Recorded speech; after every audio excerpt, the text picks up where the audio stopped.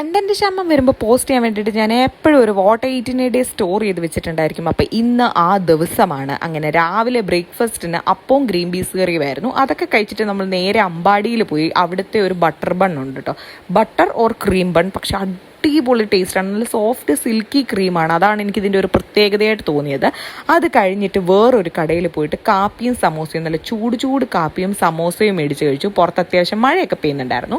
പിന്നെ ഒരു 1:30-2 മണിയൊക്കെ ആയപ്പോൾ വീട്ടിലെത്തി ബീഫ് കറിയും സാലഡും പയർ തോരനും പപ്പടവും ഒക്കെ കൂട്ടി ചോറുണ്ടു. അത് കഴിഞ്ഞിട്ട് കുറച്ചധികം സമയം റെസ്റ്റ് എടുത്തു കേട്ടോ. അതെല്ലാം കഴിഞ്ഞിട്ട് നമ്മുടെ വീട്ടിൽ തന്നെ ഉണ്ടായ ഡ്രാഗൺ ഫ്രൂട്ടാണ്. ഞാൻ ആദ്യമായിട്ടാണ് ടേസ്റ്റി ഡ്രാഗൺ ഫ്രൂട്ട് കഴിക്കുന്നത്.